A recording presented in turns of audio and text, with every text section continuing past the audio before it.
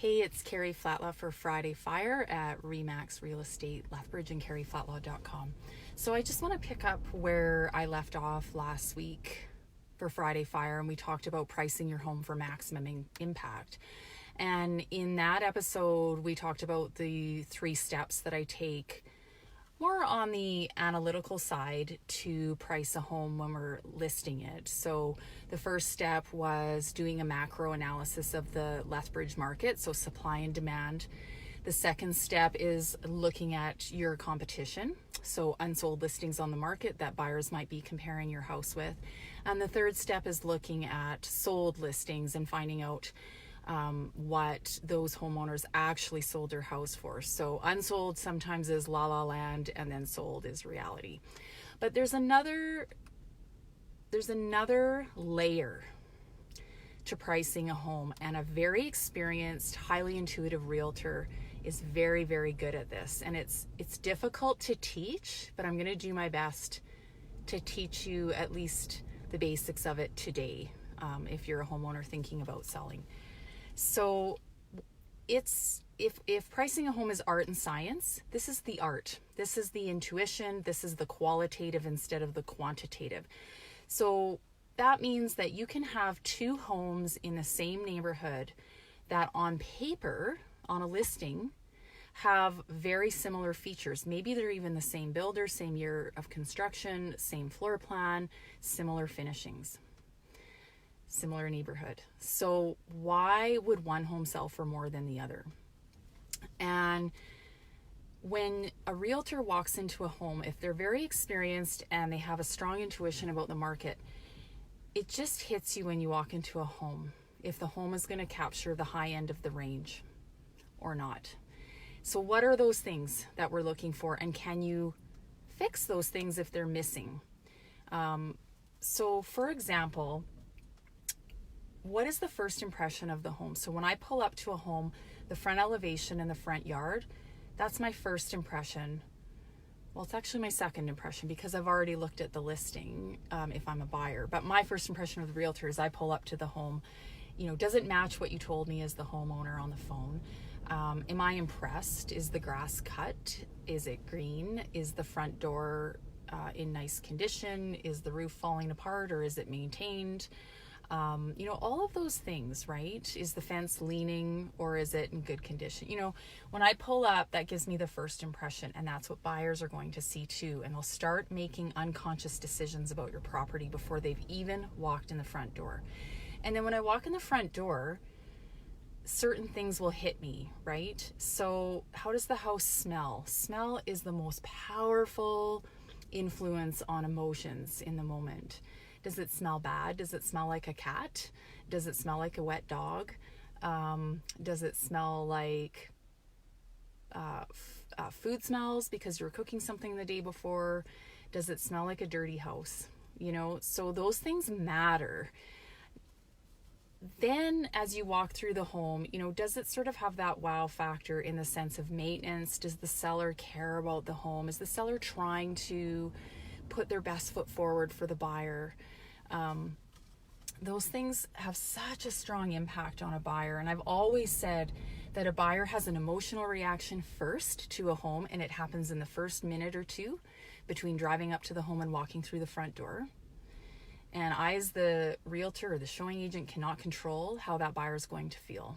The homeowner and the listing agent have influence over that. So how they feel when they walk through the door, their emotional responses, they explore the home. And then if the home mentally causes them to want to move into it and think about living there, then they're going to go back through the home, either that showing or on a second showing, and they're going to logically try to justify making an offer. And so that emotional part is what gets you to the short list, right? And there are so many things that happen in a buyer's mind when they're coming into a home, and you have to think about that.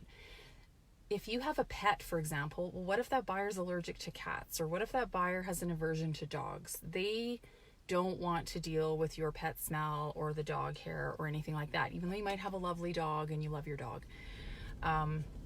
So those things will actually affect the price, because sometimes homeowners say to me, well, if the buyer doesn't like it, they can change it. Well, no, because if we're in a buyer's market, the buyer has 20, 40, 50, 60 other homes to choose from in their budget.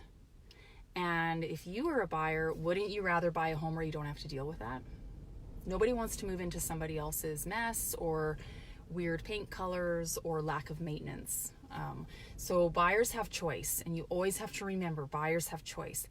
Some of the other things that can impact pricing from an intuitive level, and we're talking $5,000, $10,000, $15,000, are things that you may not be able to fix, and you have to be realistic about it. And you may have gotten a discount on the property when you bought it for the same reason. So one that is a common challenge is if you have a home on a corner lot, depending on the way the home is situated on the lot, depending on the location, the neighborhood, the size of the lot, that can have a huge impact, because some buyers don't want the lack of perceived privacy on a corner lot.